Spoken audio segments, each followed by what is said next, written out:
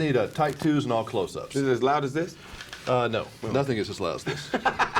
Except Terminator, maybe something like that. This is pretty loud. But it was all right loud. Some people, you know, I'm into loud, so. Yes, the. Okay.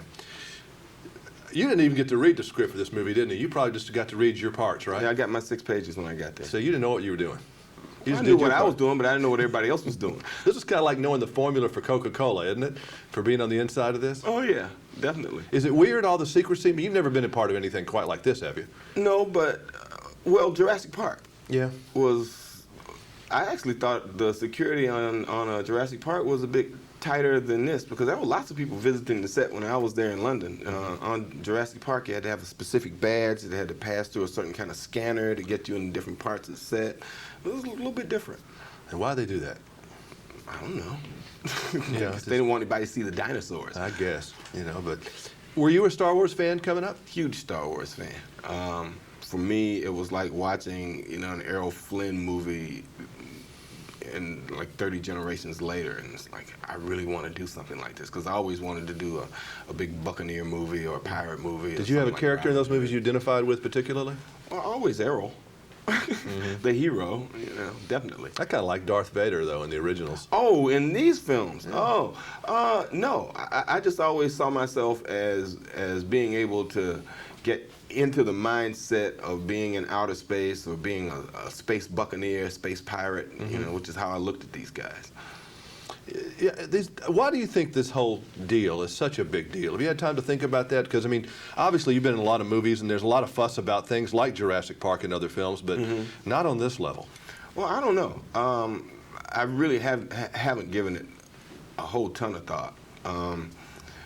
I tend to believe sometimes it's just because there were 3 of them, and it's gone through so many generations, and they were so popular, and people do the things that I did with my daughter. It's like I was a huge Rocky and Bullwinkle fan, so when my daughter was coming up, I bought Rocky and Bullwinkle tapes, and Force-fed the Rocky Bullwinkle tapes. And I turned her into a Rocky and Bullwinkle fan. And people who have kids that, well, I guess my daughter's 17 now, so from my generation, they've shown them the Star Wars movies, the kids have liked them, and then their kids have had some kids, or they have friends, and it's just, you know, grown kind of exponentially through that. And I go back and look at this, you know, there's a lot of good messages in these movies. I mean, of course, it's good over evil. We live in such a complicated, weird morality time that this is pretty much on the straight and narrow when it comes to right and wrong and doing the right thing and that kind of stuff. That's good. Yeah, and that's a good thing. And myths or certain kind of mythologies are all built on basic morality plays like that. And this is your basic morality play. And I think George, being the Lord and Master of this universe, has found a way to teach those lessons in an entertaining and visually stimulating way that doesn't beat you over the head. And it's funny, it's dramatic, it's melodramatic, it's all those things at once. And can you be a little bit too built up going into this movie? I mean, shouldn't you have some realistic expectations? I think they can.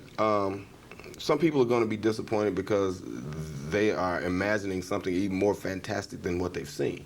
The one thing they have to realize is George did create the original universe here, and he's created this one. So what he's giving you is another one of those gifts from his imagination. And no matter what you can fantasize about, you got to accept this for what it is.